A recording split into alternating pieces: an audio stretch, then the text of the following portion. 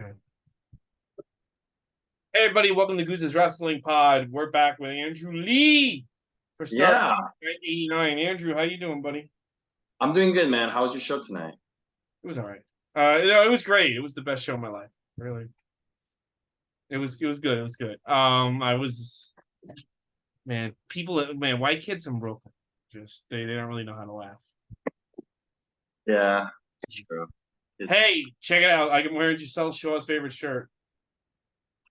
Okay, I actually now remember what I was talking about. I was at a barbecue With this Giselle Shaw? weekend, and I talked to some guys, some older man, and he actually said um Steiners are his favorite tag team of all time. He thinks they're the very best of all time. And I couldn't really disagree with him. Like not saying that they're my favorite tag team, but if someone tells me that they think that Steiner Brothers are the greatest tag team of all time, I can't really say like they're I mean, wrong. they're pretty good. They're pretty good. Yeah, they're Journey pretty so good. far, so good.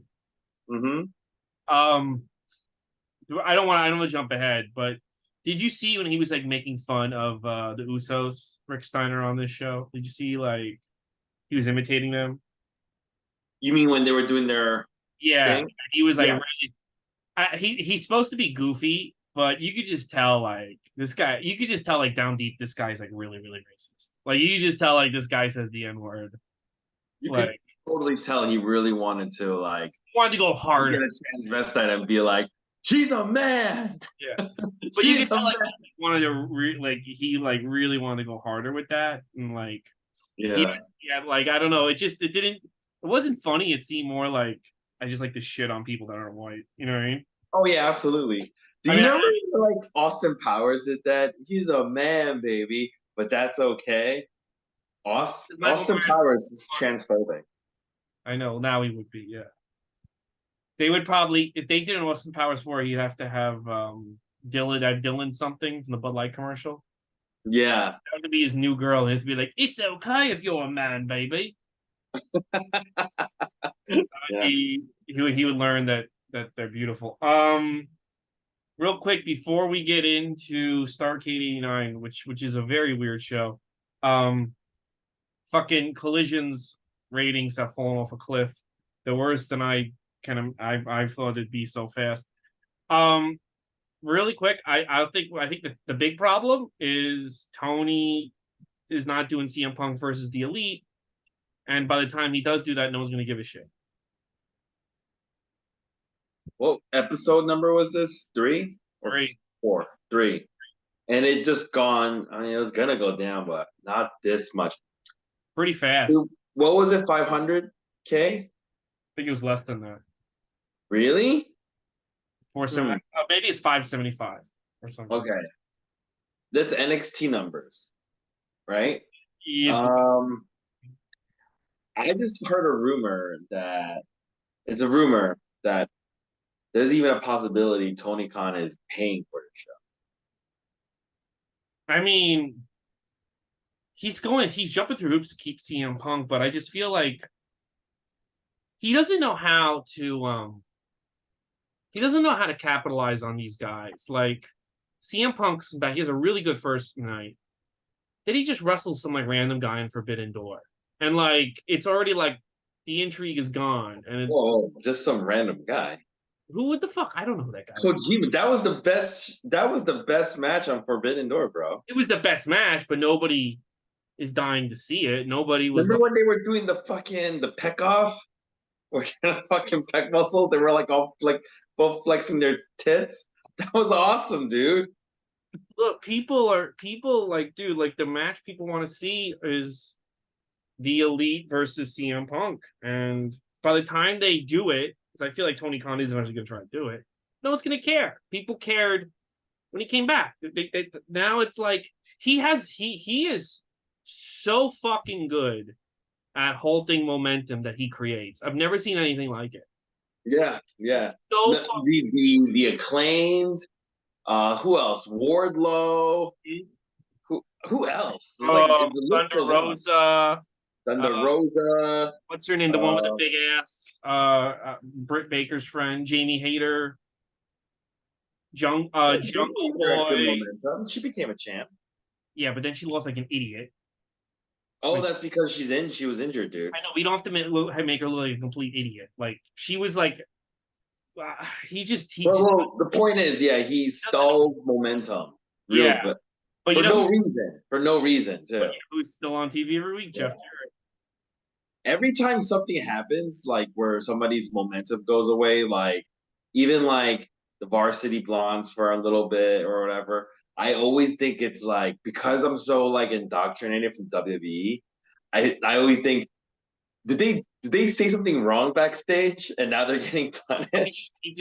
He gets overwhelmed. He doesn't know what he's doing. Yeah, yeah. But I would automatically think to like they're getting punished. That's what I automatically think. But yeah, I just think like he just doesn't know how to strike when the opportunity presents itself. And also here's the other thing: do you really think he sold that many tickets for All In? What did you say? Do you really think he sold that many tickets for All In? Um, Your number's legit, or do you think it's a WWE number, but people don't want to say that about Tony Khan? I don't know because it's the first time they're in England, and there's a lot of I know they have as many wrestling fans as America. You know? I think he sold a lot of tickets, but I kind of feel like if he does do WWE math, he's not going to get called on. You know Yeah. WWE when they say like 90,000 people in the building, they're counting like the people who like they're counting Seth Rollins. Oh, of course. Yeah, yeah. They're not like Absolutely. people think it's supposed to be the fans. Like they count in those numbers. They count like the Yeah. workout. No, I know what you mean because I heard Bruce Prichard. Bruce Richard argue this. He goes, there were 90,000 people in the arena. I He's mean, like, and then Cameron Thompson's like, in between bites of food, he's like, come on, man, like for real. He goes, what they were? I mean, we didn't say paying or not paying. We just said people, right? Like I'm like, all right, dude. I was like, fair enough. Like, yeah. And if they're saying that there's 60,000 people there and they're counting like Tony Khan and Eddie Kingston counting him twice, that's fine. I'm okay with that. I don't care. You know, um, yeah, I really don't care about the numbers like that but for that. it's just to me. I know people want wrestling in England, but it's just crazy that this show seems so boring and cold, and they sold so many tickets. But we'll see. Um, would you be surprised if we find out Tony Khan like just bought 10,000 seats? No, Download. I would not be surprised. This guy's a billionaire. Yeah. Like He just does not care. Like he does not care about money. He has it. So like if it turns out that this rumor that he's actually paying TNT to have Collision on Saturdays, I actually like don't think it's that far fetched, and I would totally buy it. You know. all I would say about all this is that if you're gonna jump through hoops to get CM Punk back, but have him do nothing interesting, then why even bring CM Punk back? I think they're. I don't know if they're legally allowed. I don't know if they're legally allowed to do that match. You know. Well, they should find a So way to become legally allowed. I agree. They need a dude. They got when Vince McMahon left WWE, he should have reached out. Oh no, he was eliminating all his victims, so he could come He back. should have reached out He to doesn't have Vince time. McMahon. He was never. No, that was never happening. Vince was eliminating all his accusers, so he could sell the company.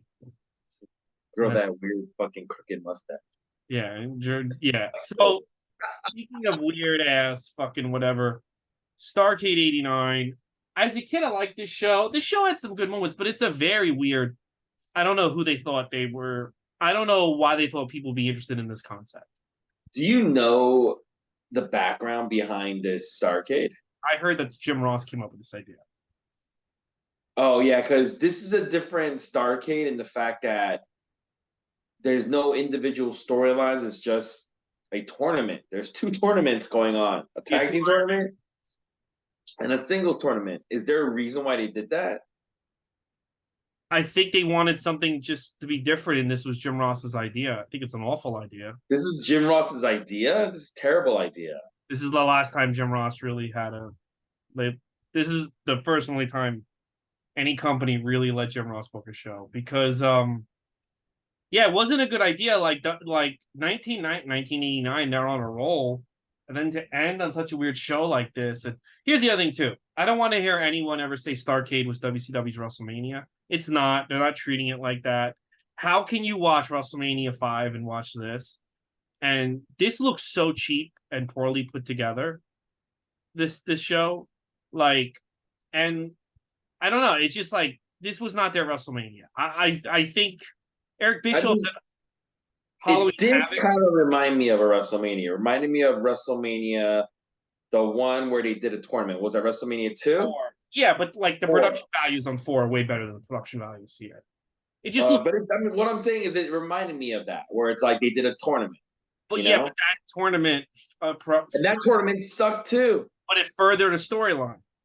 It wasn't just a tournament, just to have a tournament. Like it Um, furthered the WWE title. The winner of the tournament was the WWE champion. Also, it furthered the Mega Power storyline.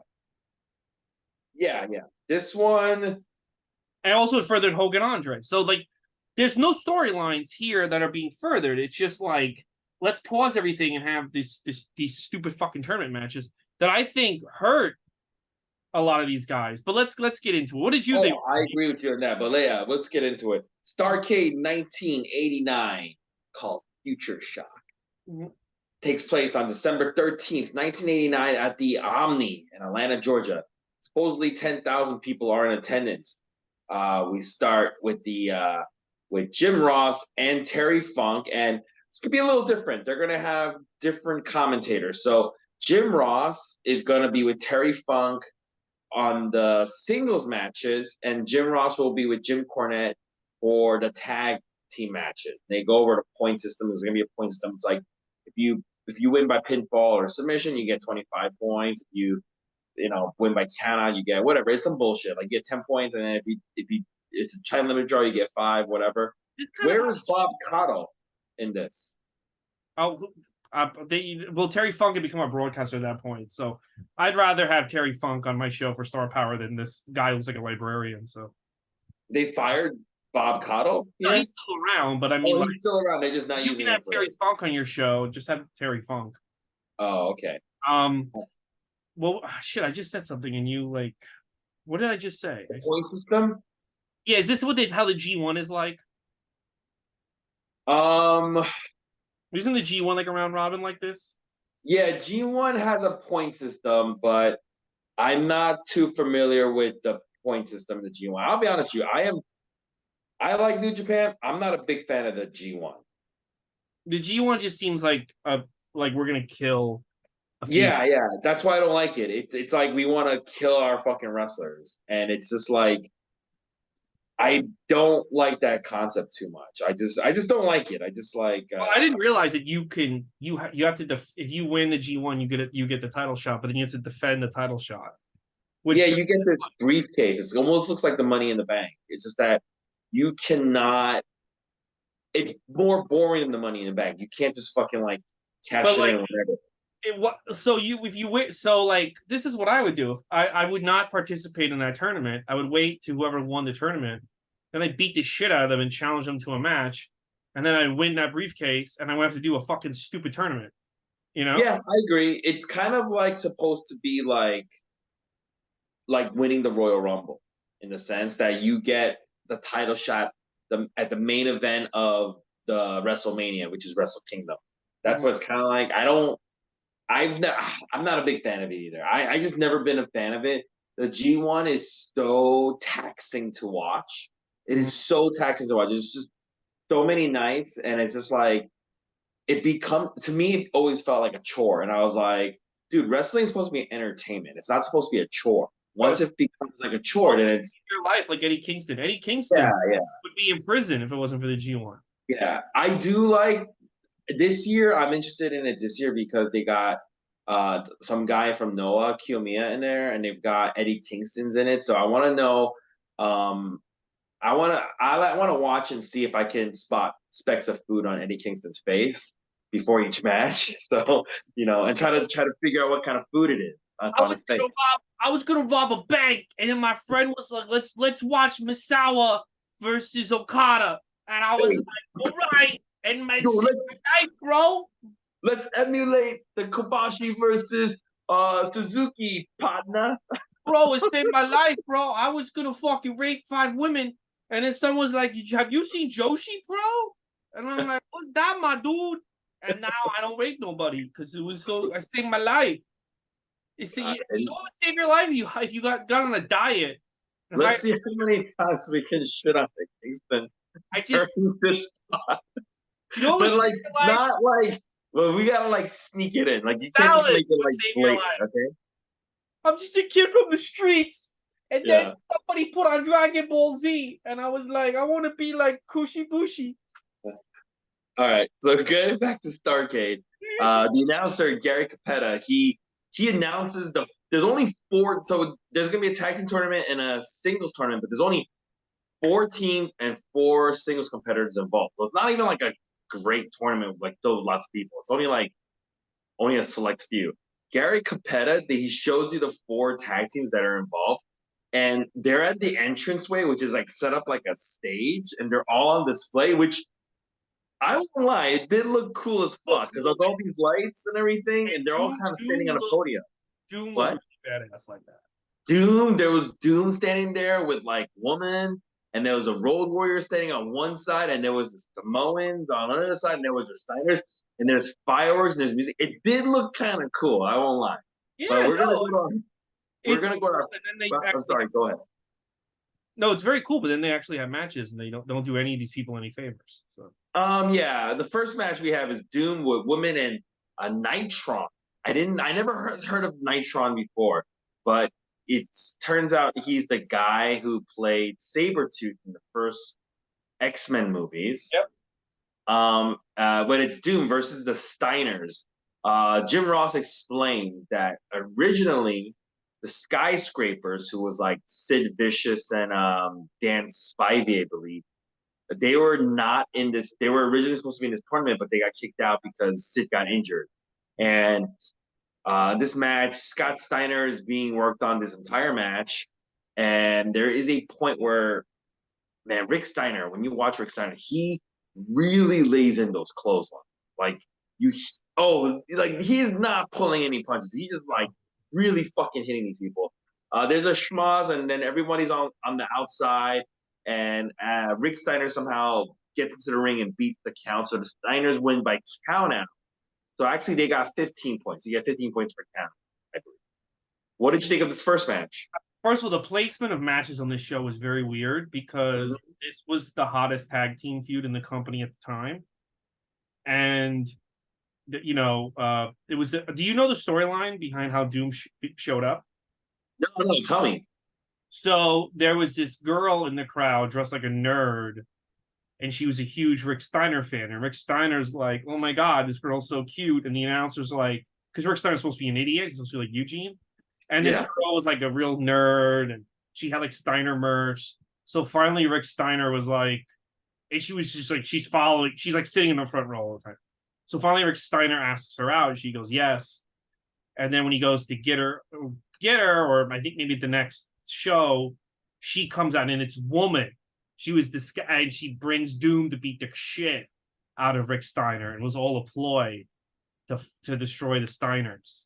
So That's pretty cool, actually. that's a pretty cool storyline because it's like, I love you, Rick. But what was her reasoning why? Why did she want to beat the shit out of Rick Steiner? Because she wants her tag team to be the best tag team, from what I remember, and it was Doom. Oh. And then, So Doom is Bush Reed and Ron Simmons in disguise. When I was a kid, I used to have those like WCW trading cards, and I used to think Doom just looked cool. yeah, But this is like Ron Simmons is like only like 2-3 years out of like debuting, right? By the yeah, time he's in Doom, right? It's yeah, his first like national exposure in wrestling. Doom. oh yeah. Well, he was also in the Great American Bash '91. Remember, he's in that as just regular old Ron Simmons. That's before Doom shows up. Remember that reverse battle royal? Oh, that's the one I didn't watch. No, you did That's watch the that. first. I don't think I watched that one. Yeah, it's got Scott Halls and the Flying Brian. Sid Vicious wins the battle royal. It's 2 ring battle royal. Remember? Oh, that shitty thing. Oh yeah, I remember that. Yeah, yeah, yeah. Actually, ugh. But Trying to no. see if I So, remember. but my whole point is Doom and Rick Stein and the Steiners are the hottest program in the tag scene, and you have that match go first. So right away, the most intriguing match is just over as a shitty count out finish, and then these characters don't interact the rest of the show. You know what? Like, that's great that you told me that, and there's this great background. And here's the thing: nobody fucking mentions that in this match at all. The commentators never mention it at all. It would have been great to hear this when I'm watching because I Or a would get more package. invested in it, right? Or a package. What the heck? It's like it feels like I'm watching AEW. It's not explaining anything. All we need is like fucking Eddie Kingston with some food on his face right now. Well, That's you're supposed to know. You're just supposed to know everyone in New Japan. We shouldn't. Tony Khan shouldn't have. You should just watch every wrestling show ever all day long. Go to every fucking deathmatch tournament in Brooklyn with no ring, and just know everybody that's ever wrestled. Otherwise, you're not a fan. yeah, that's true. Well, okay. But it's not Tony Khan's job to explain to you who the guy from Japan who wrestled in 1984 3 times is. You should just known. By the way, the order of how they're doing matches, it's tag team match and singles, tag team match and singles. So Gary Capetta is going to announce the Iron Man singles competitors. It is the Great Muta, Sting, Luger, and Flair. And they're also standing on the stage on display and everything. And we're going to go to our second match. It's Lex Luger versus Sting. Sting looks great here, by the way. He's got like black tights, and his face paint is colored like the scorpion on his black tights, like an orange and green and blue. So it matches the scorpion on his tights. I fucking love this look. This look is great. I wish he had this look like the whole way with at Sting instead of changing up the colors every time. But anyway, whatever. There's some parts of this match is weird. There's a part where Sting like runs the ropes and then he just like runs the ropes and he just runs to Lex Luger and just starts choking it. Just see that part where like usually when you run the ropes, you like run and then you fucking clothesline the guy or hit the guy with an elbow or whatever. He like runs and runs right up to Lex Luger and then just chokes him. It's very weird. Anyway, it's a really shitty ending. They're all on the apron and they're like Sting is trying to like clothesline Lex over the top rope back into the ring.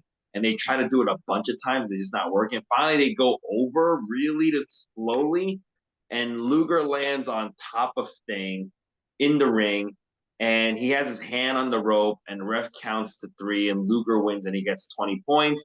But Luger looks pissed because after the end of the match, because like the ending was so shitty. It was like so. It was a shitty ending. I don't know. What did you think of this? I mean, not jumping ahead, but this is really another banner night for Lex Luthor. I mean, this shitty finish aside, all 3 of his matches are really good. Lex Luger is very good. I think I like the way he wrestles. Yeah, but you're right. This was a good match, but really shitty ending. But he is very talented. I think he's talented. No one, dude. What? Why don't they like this guy? How is this night not talked about? You talk about Lex Luger, and we'll get into it more. You know what he is? I realized today, he's what they think Hangman Page is. Lex Luger. He's like, I'm sorry. Explain. Like Hangman Page is supposed to be like this badass wrestler, but he's not like Hulk. He's kind of like an everyman, but a badass wrestler, and but he's not that good. Luger is more like the everyman badass wrestler. Like he just looks like a guy. I know he's in shape, but he looks like just a guy who worked out and now is a wrestler. He just wants his storyline is very simple. He just wants his belt. You know, I don't know. I feel like he's who they think Hangman Page is. Like they really missed the boat on Luger, and they always never blame themselves. I think it's because maybe Luger, maybe like I said, when he didn't like his attitude, or maybe the fact that he wasn't like super dedicated to wrestling like these guys. But how much more dedicated can he be when he's this good? Yeah, instead of being like, hey, it doesn't matter, let's just do business. They were just like, no, we gotta humble this guy. You You know know who's what? you know who's dedicated to wrestling? Fucking Jim Cornette. Who cares? Jim Um, Cornette is dedicated to I wrestling. don't care. Like to me, I don't care if you don't eat or breed wrestling. If you're good in the ring, that's fine. Like they always use like like why would I want to if I'm working as a wrestler? Why would I want to sit in a car with a guy who's just going to talk about wrestling 24/7? If that's like all I dealt with all But I day. think that's what they want. Well, The guys running the industry want that. You I know. know. But yeah, this match, this is I think also their first match together. This match was good except for the ending. And like I said, it's gonna be it is gonna be interesting this because I think there's gonna be a moment where we realize Luger doesn't care anymore, and I'm wondering when that moment's gonna be because it ain't Yeah. tonight. All right, we're going to match number 3, Doom versus the Road Warrior. Mm-hmm. And Hawk basically clotheslines one of the Doom members for a Road Warriors win for 20 points. It's a very quick match. What did you think? You know how I said like this journey has made me really like Lex Luger. This journey Yeah. has really made me not like the Road Warriors anymore. Like this match was okay, but again, like dude, Doom was like the dude. Do you know what this is like? This is like in 2002 if they just had like Brock Lesnar lose like 3 matches in a row. You know what I mean? Like Doom was like the hot shit. Like, and they're just burying these guys. Not at this card. Not in. They were not hot shit at Starrcade in Dude, '89. like it's like you just debuted these guys, and I remember everyone. I mean, I was into them, and I'm not even watching the show. I'm a WWE kid, and you just fucking bury them on this show. And this match was even good. This match stunk. Yeah, it's very quick too. I think this is like But you know what else um, I didn't understand? The match order is very weird. Why would you not do Steiners versus the Samoans next?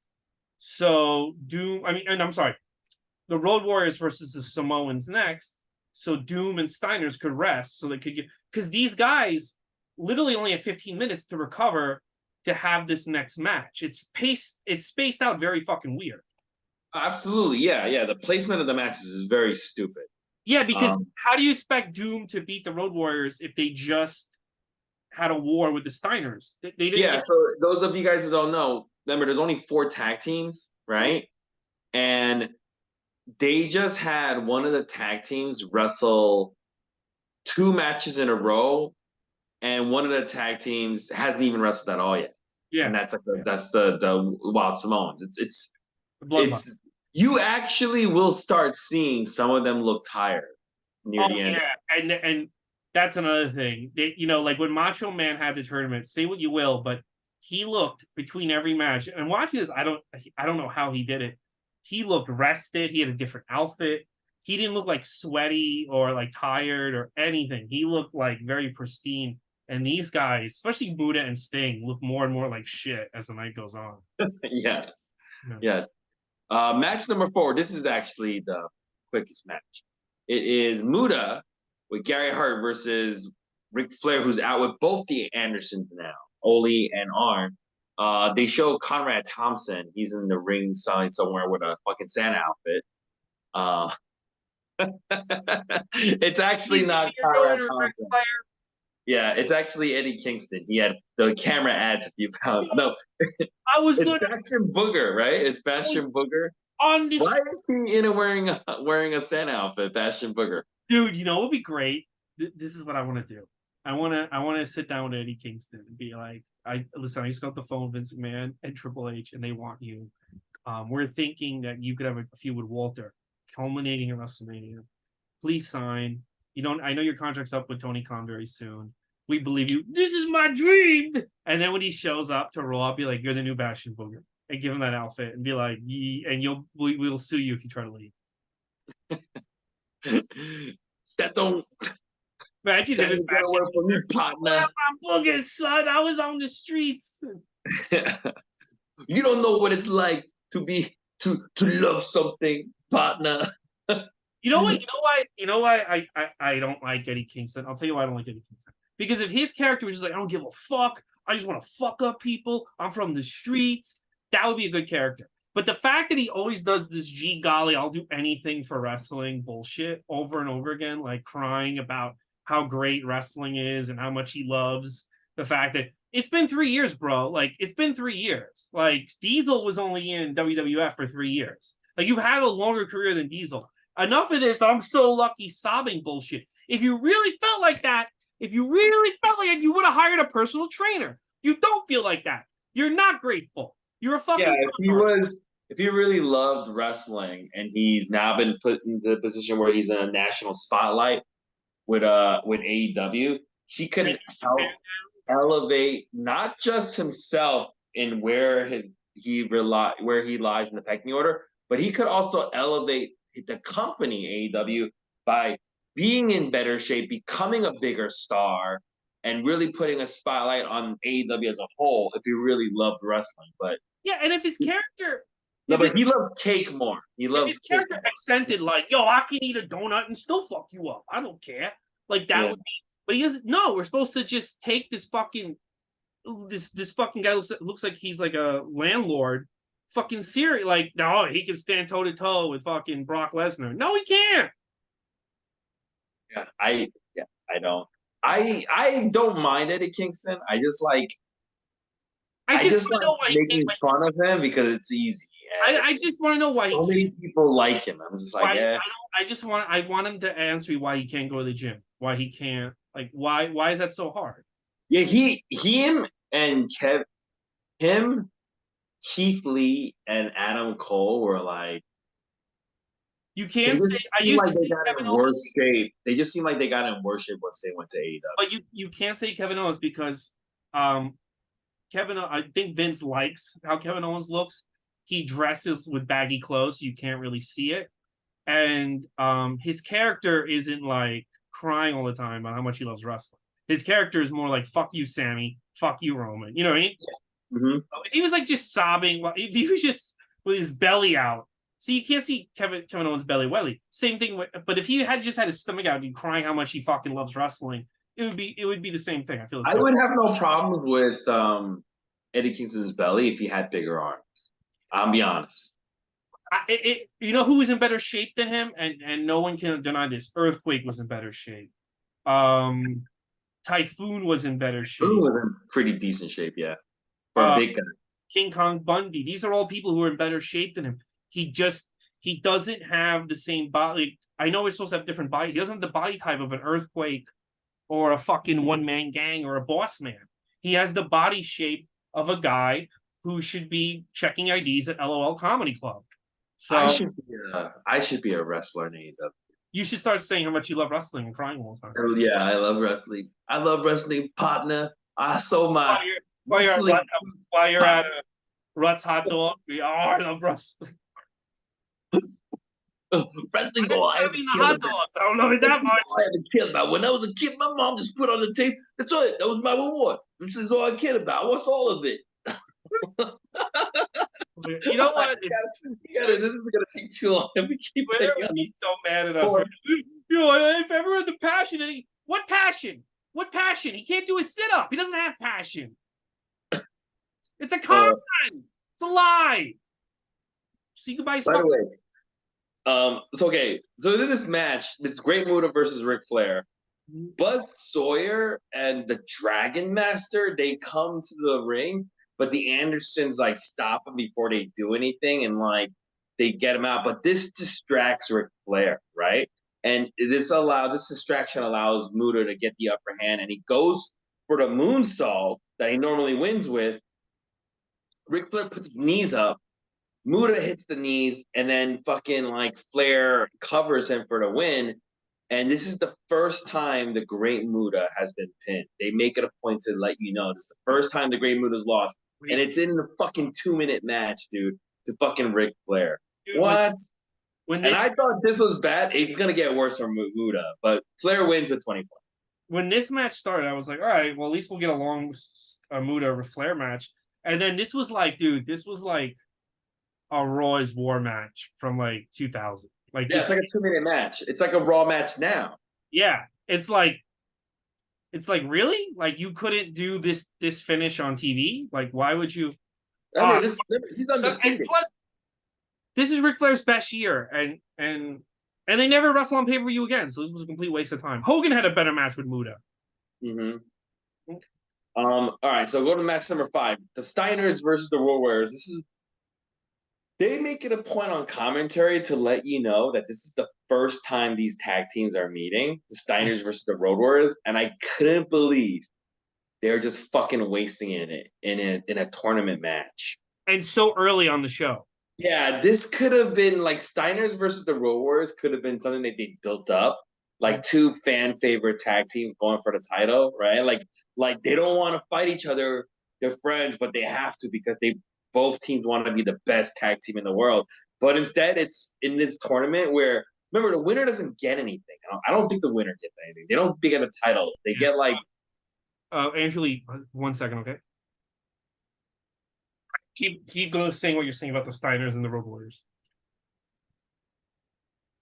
yeah, like this is the first time these guys are meeting Steiners and the Warriors, and they're in this, and there's no storyline. They're not even going for the tag titles because what are the win this tournament? What are you winning? Just money?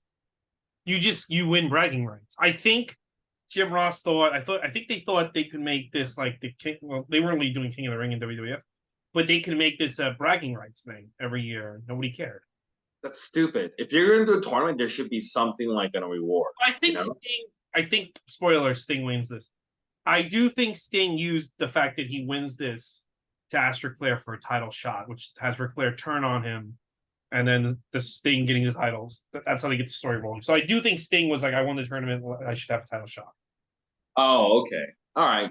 I guess that's something.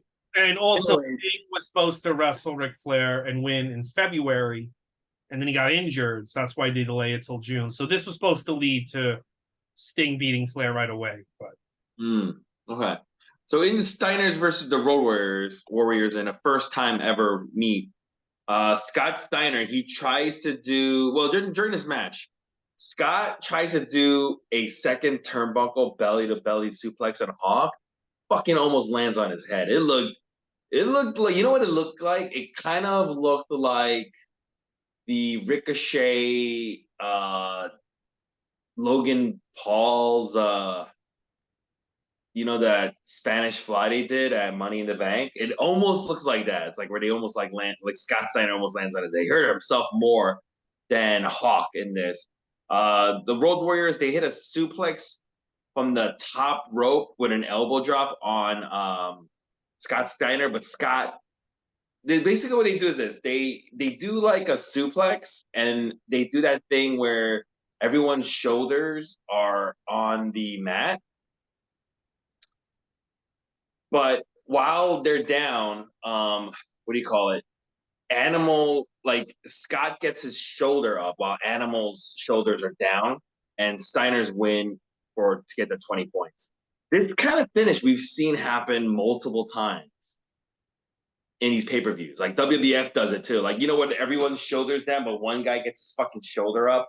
And then like they don't do this finish anymore. But that's what happened. Scott Steiner had his shoulder up, so they win 20 points. But what did you think of this finish? oh man, wasting the first meeting because I remember at the time the Steiners are like they're like the Acclaim. They're like the hot new shit. You know what I mean? Yeah, yeah, that's what I'm saying. Yeah, they just wasted on this fucking just. And the match wasn't even that good, and they Yeah, felt rushed. Another very big disappointment. yeah. But they wait away. After this, they have like a Vanna White. She has the show cards, the scorecards. They show the Steiners are up by 35 points already. So, match number 6, Muda versus Sting. Muda, actually, there's a point where Muda hits the cattle mutilation in this match. I thought that was pretty cool. I was like, oh shit! I was like, this move was invented way before Daniel Bryan. I didn't realize that. Sting hits a superplex for the 20-point victory. Great Muda, who's never been pinned before, has now eaten 2 fucking pinfalls in a row. Yeah. What did you think? Muda versus Sting. It was okay, but I mean, you had Great Muda at the height of his prowess. 3 matches. You would think that alone would. I would assume if you told me ahead of time, Great Muda in 1999 is going to have 3 matches. I would assume that's going to save the show right there. The show's already, and the first 2 have been not that good. So Yo, did he have heat? Yeah, being Japanese. They were a Yeah, bunch of probably, yeah. game another push. Time to push this motherfucker. Go back to your New Japans and your cattle mutilations and your Eddie Kingstons. Go save Eddie Kingston's life, you piece of shit. Yeah, he's gonna go to G1. All right, so we're at the halfway point. The commentators going over the points, and they do start mentioning the Wild Samoans. Like, oh, these Wild Samoans, we haven't seen them yet. Well, they're gonna change everything, and then we are gonna see them because we're gonna go to match number 7, the Wild Samoans with Ray Goose's favorite manager. And Chris Benoit as well. Yeah, Oliver Humperdinck, who's Oh, now I thought called. you meant. I thought you meant Doom. Doom. I'm sorry. Oh no, yeah, the Wild Samoans with Oliver Humperdinck, who is now called the Big Kahuna. Get it? Because he's with these Islander guys, so he's gonna take an island nickname, the Big Kahuna. But these guys are fucking Samoan, not Hawaiian, but whatever, I guess. By the way, the Wild Samoans are Fatu and the Tongan Kid from WWF. I think he's now going as the Samoan Savage here. Yeah. And they're going to be facing Doom. And you see Conrad Thompson still walking around. They keep showing Conrad Thompson in this fucking Santa outfit. There's like a melee, and then Fatu and Doom. They kind of one of the Dooms. They bump heads. They ram their heads, and like one of the Doom members falls down, and the other Fatu is like leaning against a rope, and Humperdinck like pushes Fatu onto Doom for the Wild Samoans to get 20 points.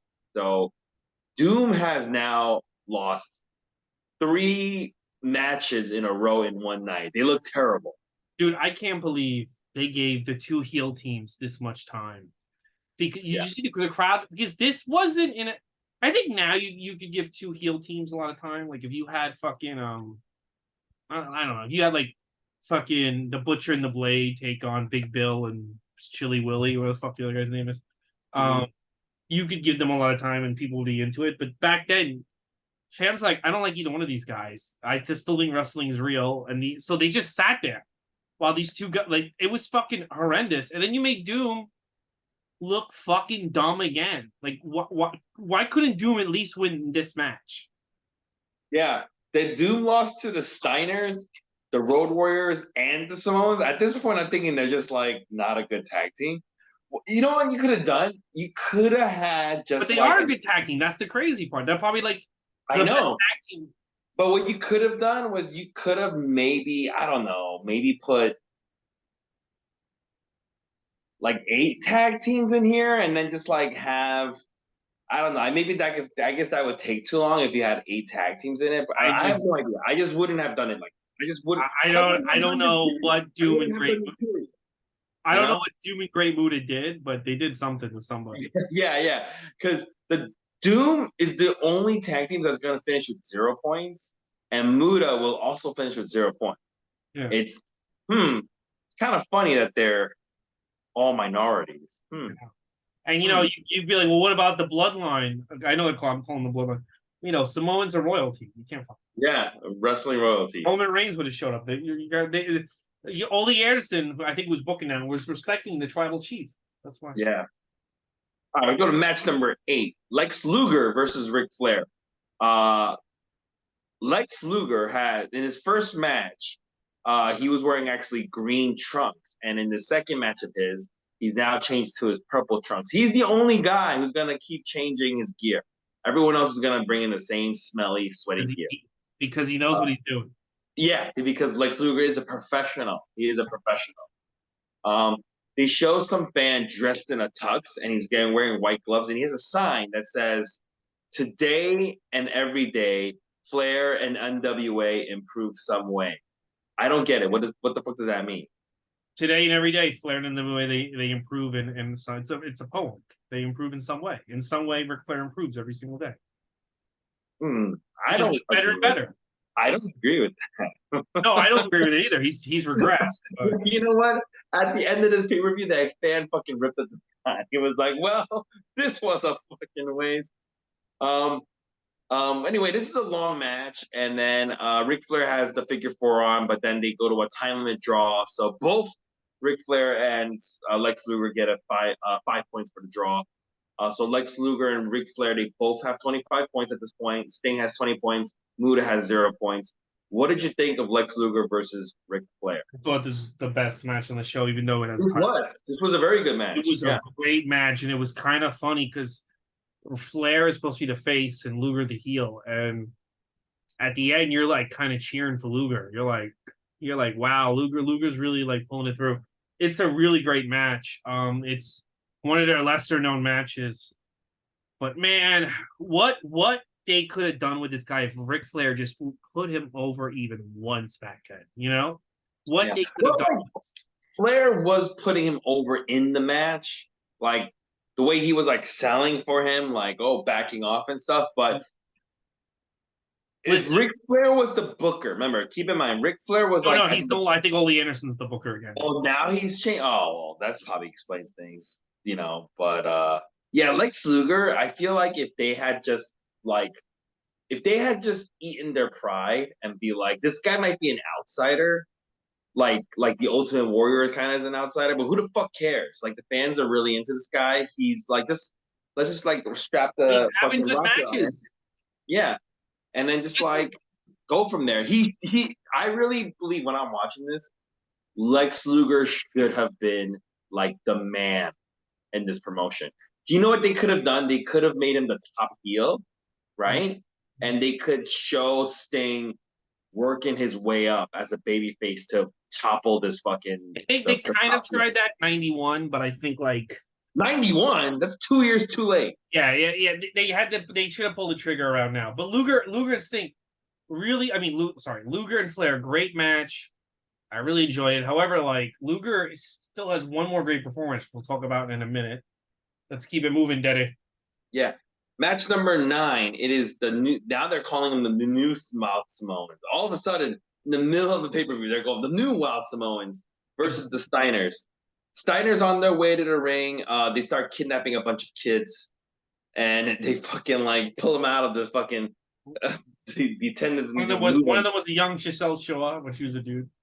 Yeah. That's when this all started. Yeah, Rick Steiner. There's a point.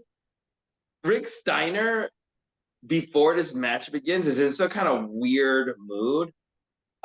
They get into the ring and the fucking Samoans are on all fours. So Rick Steiner gets on his fours and then Scott Steiner gets on his four.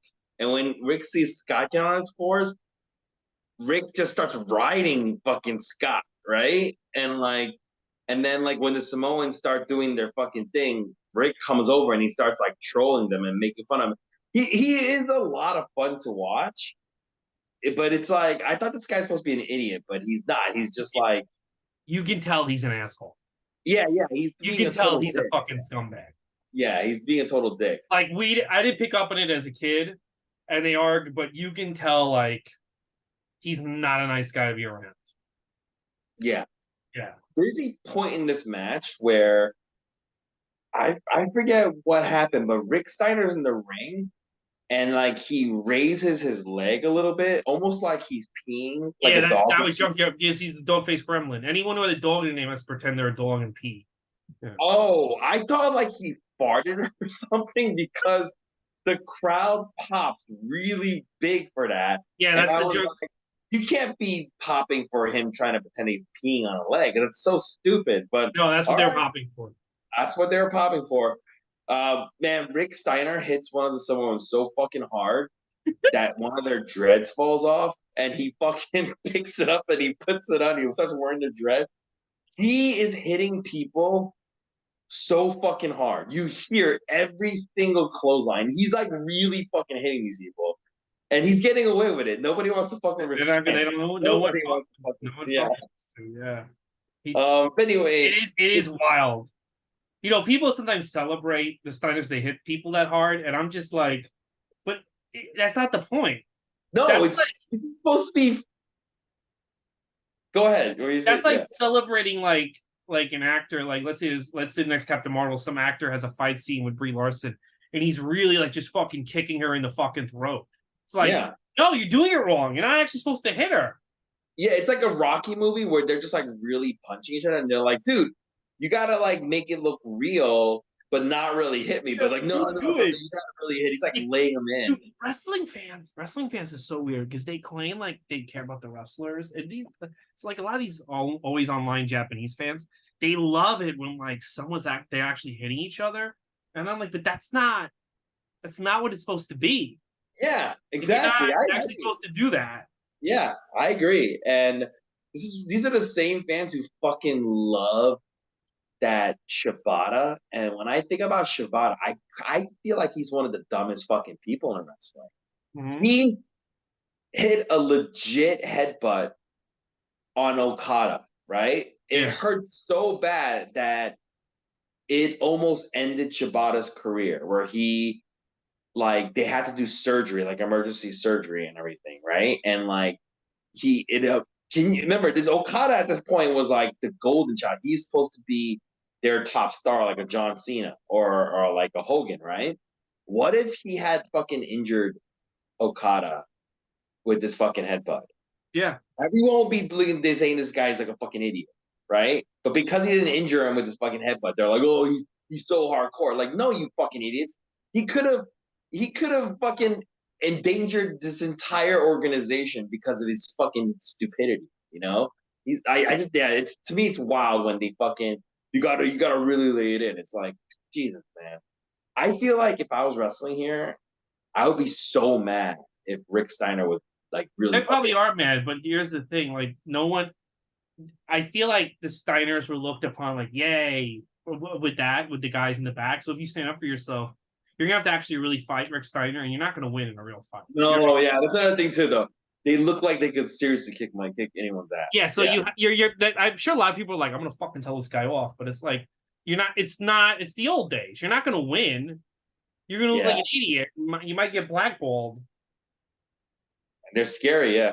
Anyways, You have to just hit them harder. That's all. yeah. Anyways, in this match, Scott Steiner gets disqualified for throwing one of the Samoans over the top rope.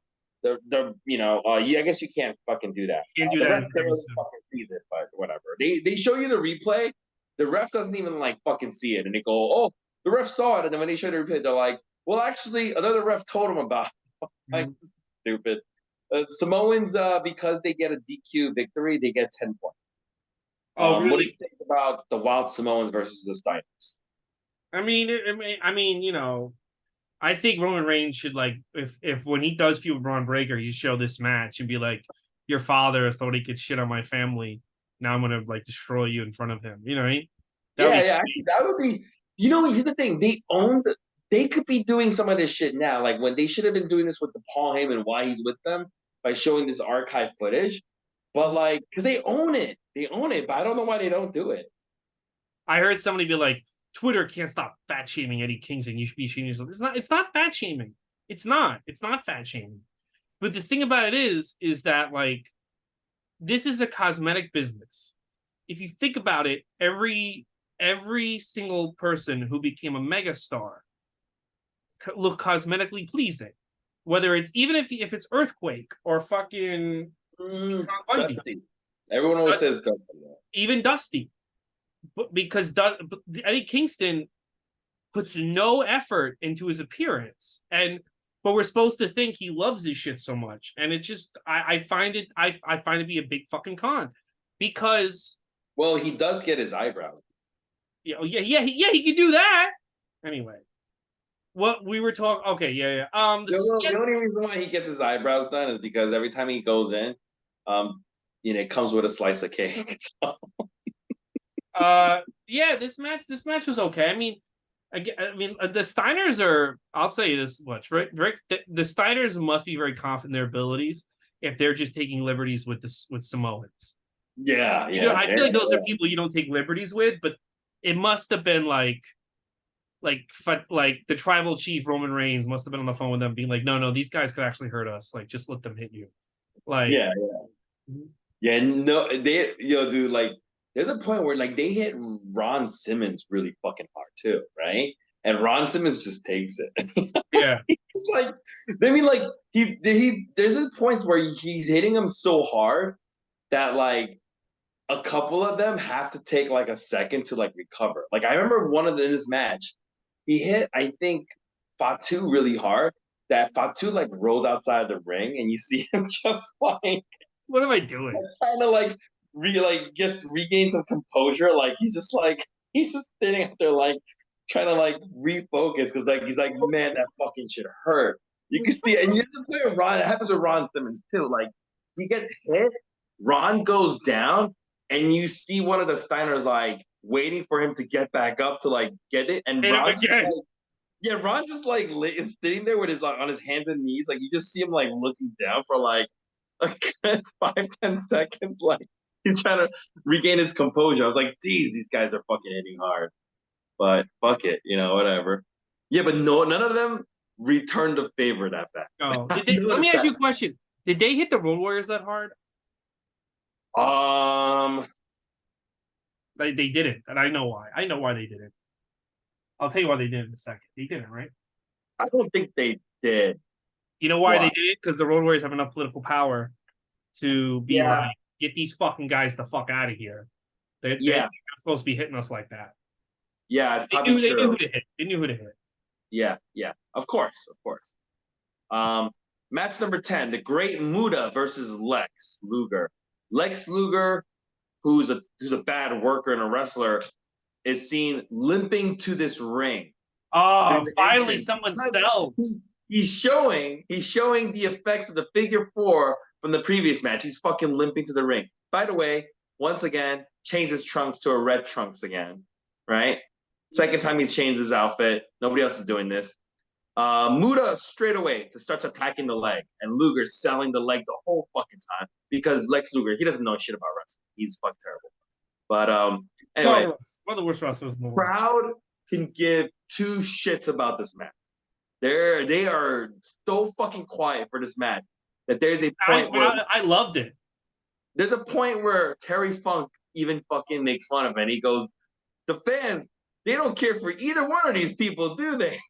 Like, Dude, but these two are having a hell of a match. And Luger, the thing about it is, like, when you have a match with two heels, you kind of have to have one kind of become the baby face, and that's Luger. yeah. I thought this was a great heel match, and I like wish we could have saw more Luger Muda matches. I thought it was great. I thought it was all right. Basically, the ending comes when there's like a minute left. There's literally a minute left. They're doing time cues, and when there's a minute left, Muda decides to just fucking miss Lex Luger for a DQ victory, and Lex Luger gets 10 points. But I was like, wait, he's got like 1 minute left. They could have just gotten a draw and got 5 points. But I guess at this point, it's too late. Muda knows that he lost, so he's just like, yeah. 5 points wouldn't have got him anything anyway. So he just finishes with 0 points. This was an okay match. It wasn't bad. I think this is fine. I really liked it. I liked that Luger sold, and yeah, Luger was 3 for 3 on this show, which is the only person who can say that on this whole show. But remember, he was bad though. Everyone else was way better. Yeah. Remember, he was one of the worst wrestlers. Yeah, horrible wrestling. Yeah, horrible. Match number 11, the Wild Samoans versus the Road Warriors. Jim Cornette's going over the point system, and he says that if there could be a draw, but he doubts it. That wasn't really much to that. Animal.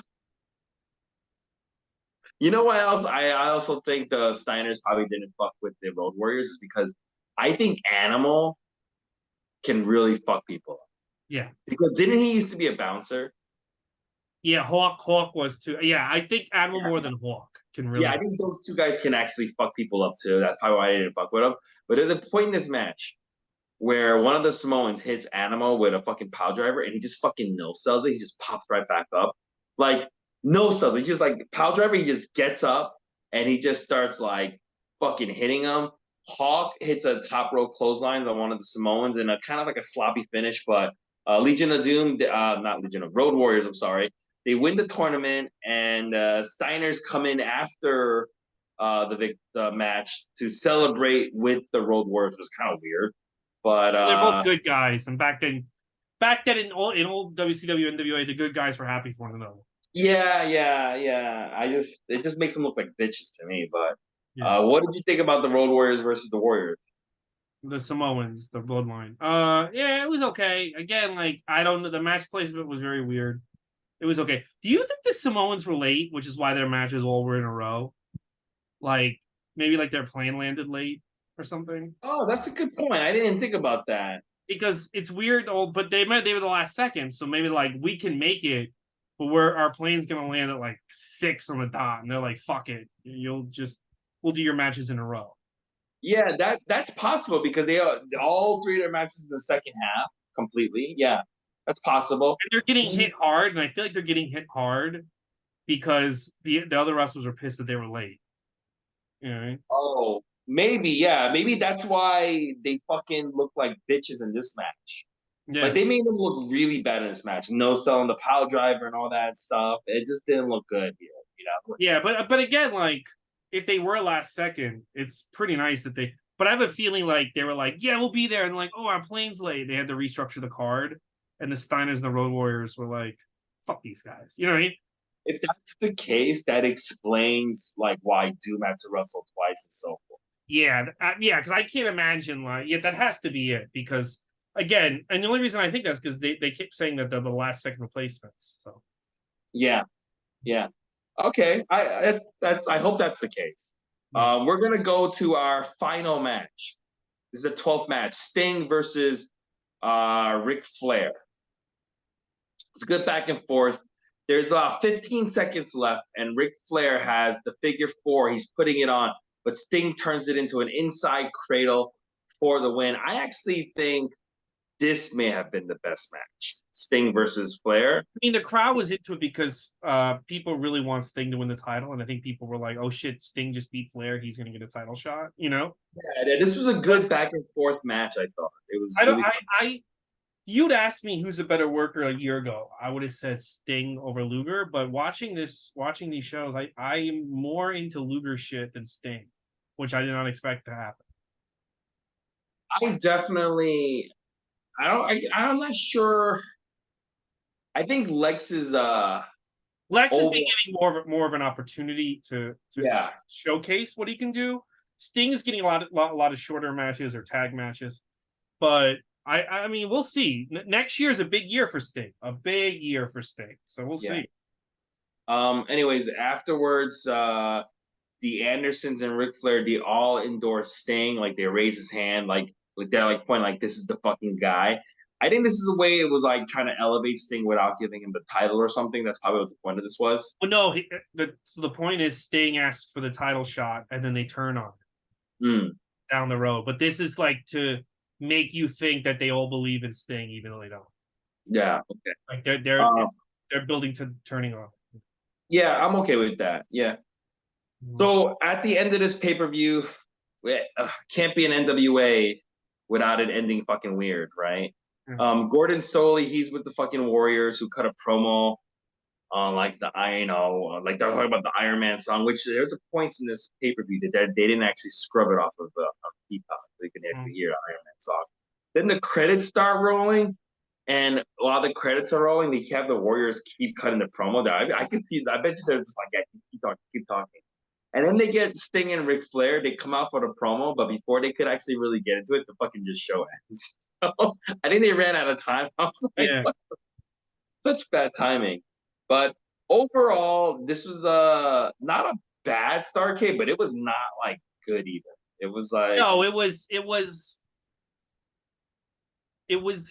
weird, and it's kind of a waste yes, of great matches, and it just didn't feel like a big event. It felt like some weird fucking indie tournament, and I don't know. And I think it did more damage. I mean, Muda was leaving anyway, but it did a really? lot. Yeah, Muda leaves at the beginning of next year. Oh, maybe that's why they jobbed him the fuck out. Yeah, they're like, get the fuck out of here, bitch. But yeah, it's again, these companies again, Vince. But then when you watch the shows, it's like Vince didn't tell you to book this. Like No, yeah, Vince, like you were on a roll, and then you blew it on your own. He didn't blow it for you. He didn't. He didn't do anything to you. You put on a shitty show yourself. You lost the momentum, not him. But they always be like Vince forces out of business. Vince forces out of... Okay. Keep telling yourself that. Also, Lex Luger was a bad worker. Also, Sting wasn't really a draw. So you keep telling yourself those things. who says that Sting wasn't a draw? Sometimes those guys say that. The older guys. Uh, Yeah. fuck him. But yeah, keep telling you. I'm sure, dude. We're gonna hit, dude. I'm telling you. 20 years from now, 30 years from now, people are gonna be like to like an Orange Cassidy, a fucking old. Hey, how come the Acclaim didn't get a better push? Yeah, they weren't really that good. They weren't really that much of a draw. You know, I was the draw. I should have gave me the belt. I used to talk slow. Remember, like one of these guys gonna. Hey, the thing about Warlock, he wasn't very good in the ring. You know, and One of them said the N word, and like I don't know what the audition process is, but you know what? Like they should give me the spot to me. the thing about Hook was, you think he could have done 40 minutes with Eddie Kingston? I'm like, come on. Like, yeah, there's always going to be an excuse. There's always an excuse. And then, Vince and Triple H were mean to them. And that's why AEW's in high school gyms in 20 years. What's next? What are we watching next? All right. So the next 4 weeks. Next week, we're going to watch Super Tape Volume 1 because on that is No Holds Barred the match. We're not going to watch the movie. I think just watching this is going to be fun. It's a compilation tape, but it ends with a No Holds Barred match, the steel cage tag match. It's Hogan and Beefcake versus Zeus and Macho. Super Tape Volume 1, right? Yeah. So that counts. It's only about 2 hours on Peacock. Yeah, it's 2 hours on Peacock, and that this is the only one match pay-per-view ever. But we'll watch this, and it should be interesting to watch. There's some interesting matches on there. And then in 2 weeks is the Royal Rumble 1990. In 3 weeks is Wrestle War 90 featuring Lex Luger versus Ric Flair. And then in 4 weeks is WrestleMania 6 featuring Hogan versus Warrior. What are you most interested in? Oh, Hogan versus Warrior. I actually want to see it. I actually would like to see that in an adult with adult eyes. Yeah. You know what I mean by that, right? Yeah. I'm interested in that. I'm also interested to see what match holds up better, Sting Flair or Hogan Warrior, because both are kind of like we're handing over the company to the young guy, and then they take it back a year later, both guys. But I want to see what match is better, So that should be interesting. Sting Flair is the Great American Bash 1990. But yeah, so it should be interesting. Next week should be very interesting. It's probably it's a little. I've thought about doing the movie, but like. This is gonna be. I'd rather have like this little bit of a breather. We watch a bunch of matches that have no like just a bunch of goofy matches, and then the main event. You know what I mean? Yeah, we could. Yeah, I'm fine with that. I'll watch this Super Tape Volume 1. Yeah, so that I'm looking forward to that. And then I also think I think it'll be interesting to watch the Warrior saga, in 1990. That'll be fun. So, yeah. If you like this podcast, please subscribe. Andrew Lee, you're back, right? No more of these other people. Oh, sure, yeah. What do you talk? Oh, I mean, what do you call it? The other guests? Yeah, you're back. Oh, I don't know.